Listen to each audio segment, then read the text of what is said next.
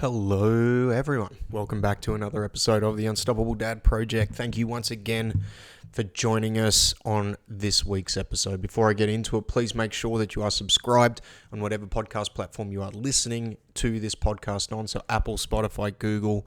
I am on all the podcast platforms with this particular podcast. Also, please follow us on the socials. So at The Unstoppable Dad on Instagram, The Unstoppable Dad Project on Facebook. You'll also be able to find a video version of the podcast on our YouTube channel, so The Unstoppable Dad Project, by you subscribing, following, and making sure that you have left us a review on the podcast platforms. You can help me continue to grow this podcast and help us get out to more people. Also, if there is anybody you think might get some value out of any of the episodes that you've listened to, share this around. By you continuing to help me grow this, I can continue to do this and hopefully give you some good information that is helpful to you and your life. But once again, before I get into it, I just want to thank you. The growth that I've personally seen from this podcast and the messages of support and all the people that reach out to me on a weekly basis just to say thank you, to send in questions and to give me feedback on what on the podcast. It's kind of mind-blowing, and I am forever grateful that you choose to spend 15 minutes of your week listening to this podcast that I put out there. So today I'm going to talk about training, and at the risk of sounding like a broken record, I'm just going to give you a bit of an overview on some of my theories around building consistency around training, and based on your particular set of goals and your particular set of circumstances, some things that I think you probably need to be focusing on if you're trying to build consistency or get back into some form of training. Now, I've got a little mantra that I've picked up along the way. I'm not going to say that I've made it up because I 100% have not. I can't actually remember where I picked it up from. I believe it was like a mentoring group that I did quite a while ago now. But it's move every day. Like, that's one thing that for me, I'm big on movement every day. And the thing is, when it comes to moving every day, some people hear that and they automatically think, I've got to train every day. And that's not the case. For me personally, I think I do train, and you'll notice that I say think, because I actually don't. I can say with a fair bit of certainty, I train at least 5 days a week. Some weeks I'll train 6, some weeks I'll actually train every day. I'm at the point with my training and the way my body feels and understanding of myself that if I need a day off, I'll take a day off. I'm one of those people that when it comes to training and physical activity, I almost need to force myself to take a day off. I will generally, if I'm taking a day off training, I'll actually feel a little bit anxious and overwhelmed by taking a day off rather than doing something. That's stuff that I've worked through over time. I've gotten a lot better at it. When I was younger, I would train so much that I'd kind of have forced time off, where I would get an injury due to overtraining or under recovery, and as a result I would have to have time off. Whereas now I've gotten a lot smarter and wiser, I guess would be the word, around the amount that I train, where I kind of know the warning signs. I know when I've got to take a day off. I know when I've got to modify that certain things or when I've got to back off. There's not as much ego in my training. I'm less concerned about the weights that I'm lifting. Like, I'm not in a competitive weightlifting or powerlifting environment anymore. I have an inherent understanding on what I want out of my training. I'm doing it for the long term.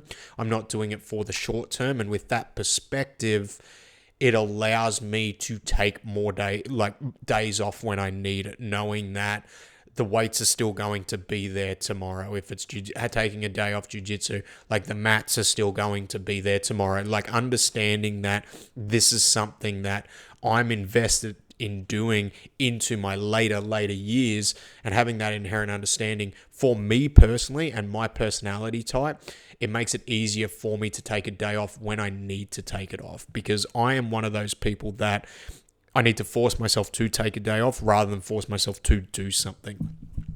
And I've worked with a lot of people on both ends of the spectrum. So before I kind of get into the weeds a little bit about training and getting back into training and what you need to do around training schedule, as well as this move every day concept, I think it's important to understand and have a very honest, brutal understanding of yourself around the type of person you are. Are you the type of person that needs a fire lit under your ass in order to do something? Or are you the type of person that needs to be told to dial it back? Because, and you will go through stages of your life where I don't think you're always one or the other, okay? This is almost going into a different topic, but I think you can flip and flop between the two depending on what is going on in your life. There is times where the stress has been so high in my life around external elements, whether it came to business or finances or whatever the case might be, where I haven't felt like training. So I was actually in the camp where I needed to light a fire under myself to train. Right now, I'm in the camp where I need to be told to take a day off in order to be able to continue to train. So I haven't always been like, I think as a default, I'm on the side that I am now, but there has been times in life where I've swung back the other way as well too. So understanding what season of your life that you're in and where you actually sit on that spectrum, I think is important when it comes to building out a training program and building out the frequency at which you want to train for yourself. But there's the other thing is you need to understand your goals and what you want to achieve from it. Obviously, right now, the vast majority of the people that I'm working with, they're training for the long term. They're training to move better. They're training to be more physically active, whether it's that they want to run around with their kids, but they're training with that longer scope. They are training with that, like, I want to continue to do this into my 40s, 50s, 60s, 70s, 80s. It's funny because while I'm doing this, I'm actually thinking of where I live. One of my neighbors actually came over to, I was training in the garage, and he came over, and he's new to the area, and he came over and he started asking me some questions about training. And he opened up by saying, like, I'm 82.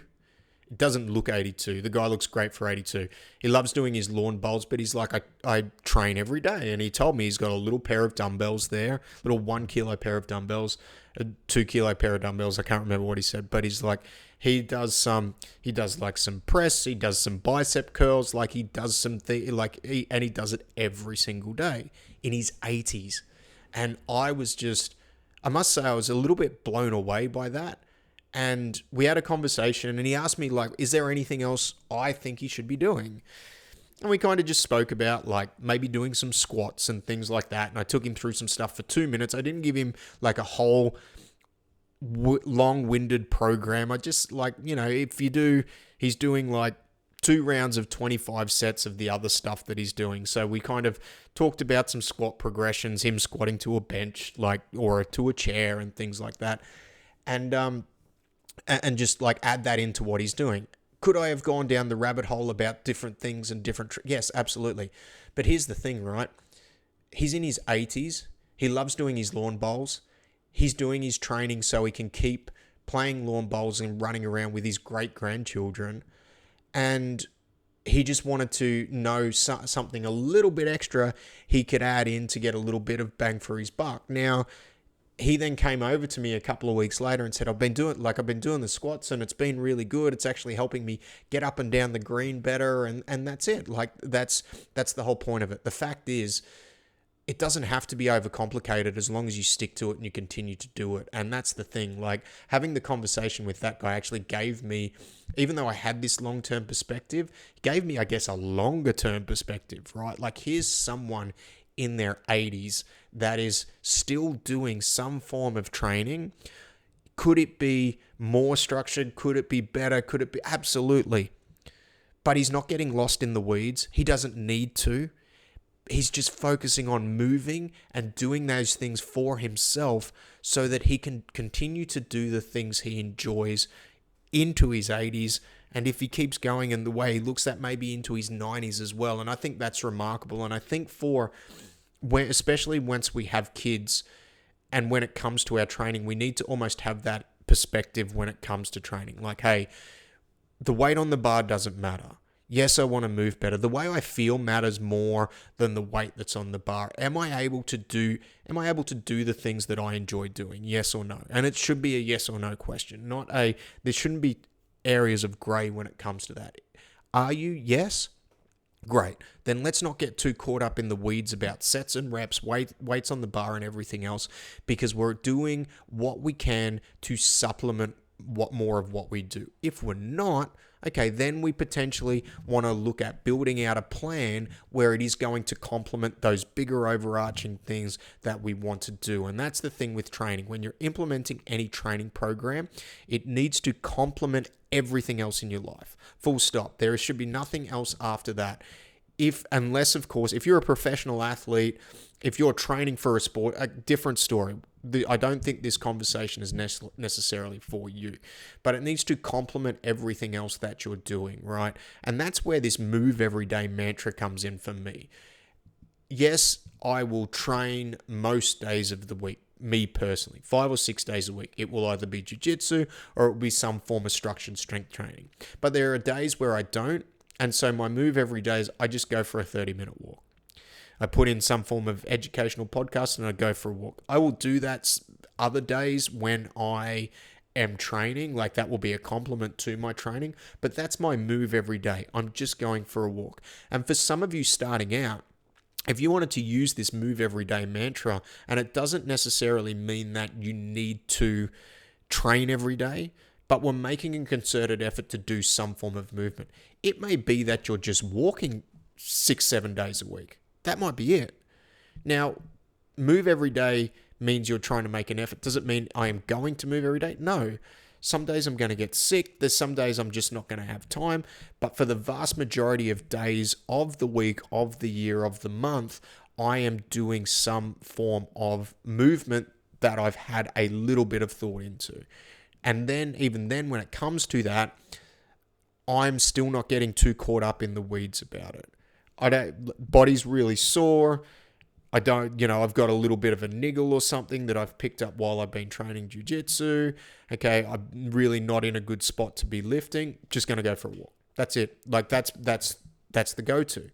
Okay? And then don't feel bad about not doing extra, because I understand that I need that time off. The weights are going to be there tomorrow. The mats are going to be there tomorrow, and I'll just get back into it. And having that mindset for me has been really helpful, because I understand where I'm at in life and that I want to train, but sometimes I need to dial it back. And if you're on the other side of the fence where you're somebody who maybe needs a little bit of help building that consistency, then I think having something like move every day and just focusing on getting some form of structured movement, so like that 30-minute walk every day, or for six out of the 7 days a week, what that can do is it can start to help you stack the little wins, right? So you can actually keep a tally in a diary, on a whiteboard, on the mirror in the bathroom, where you can actually put a tick Monday, Tuesday, Wednesday, Thursday, Friday, Saturday, Sunday, and just tick, yep, move today, move today, move today, move today. And then at the end of the week, if you've done 6 out of 7 days, you can give yourself a pat on the back, because, hey, I've done that this week. I'm just going to go and I'm going to do that 7 days next week. I'm not going to play catch up. Different podcast, different conversation. Go and listen to the podcast where I say don't play catch up. It is because getting caught in that mindset is a recipe for disaster. But if you get through those and you can tick those off each week and go, hey, you know what? Like, I completed that this week. It helps you stack those little wins, gain that momentum, get some more motivation, because you're starting to see, hey, I can do this. I can actually build this out. And then from there, if you want to add a little bit more complexity, you want to add some training sessions in, then get yourself a program to follow. That way you don't have to think about it. You don't have to get caught in the weeds about sets and reps. You might have a 3-day training program that you can just go and tick off, and you can then tick that off the list. And it's the same thing, stacking those little wins. And then all of a sudden, You're able to do that for 3 months, and then you start to see some form of results around the way you're moving, around the way you're feeling. You're feeling stronger. You may be able to keep up with the kids better, and then that feeds into that motivation. And then sometimes that can actually help people go from the type of person that needs a fire under their ass to actually get up and get doing something, into those type of people that, hey, you need to take a day off and you need to dial it back a little bit, because you don't want to get yourself into a hole. And sometimes it's this constant ebb and flow back and forwards. I know I've experienced going from one extreme to the other, and sometimes I'm not all the way on one end on the spectrum. Sometimes I'm somewhere in the middle, because I do think that it is a spectrum rather than a switch where you're going from one side to the other. But focusing on those little wins, moving every day, has been a thing that for me I've focused on, sometimes detrimentally. Sometimes it has been a real lifesaver, because it's just like, hey, I don't actually need to do a structured training session. I don't need to go and get under a heavy barbell. Sometimes mentally you're not with it as well too. Sometimes mentally you just can't put yourself through something hard. That's okay. There's arguments there that could be made that maybe when you feel like that, maybe that's what you need. And I know I've never really, actually, and I will wrap this up soon. I'll stop telling stories, but I seen something on Instagram or Facebook. I can't remember when it is. It's like, no one's ever regretted a workout that they've done. Well, I have, because I have sometimes, because I haven't listened to my body, and then I've ended up getting myself injured. So just be mindful of overall volume does matter, especially as we get older. Like, we can't continue to dig ourselves into a hole without adequate recovery, but that's a topic for another podcast. So move every day if you can. If you're struggling to get into it, number one rule for me, and the big thing that I try and set up new people if they're looking to do some form of structured training, 3 times a week is, I think, the magic number for people. If you are going from nothing to wanting to do something, some form of structured strength training, some form of structured training, 3 times a week. If you can hit your 3 times a week, then you can start to add in other little bits of complexity. But if you haven't ticked that box yet, that needs to be the initial goal. And that doesn't mean it's going to be 3 times a week every single week. But what it means is, for the vast majority of weeks, you're going to be able to get 3 times a week. So in a month, it might be that you get 3 out of 4 weeks of the month, you're doing 3 times a week. Maybe you only got 1 on that 4th week just because something happened. Kids got sick, work got too busy, you had to prioritize other stuff, whatever that might be. But for the vast majority of time, you're hitting 3 times a week. If you're not hitting that, that needs to be, I think, for a lot of people, if you want to add in some form of structured strength training, that needs to be the number one goal.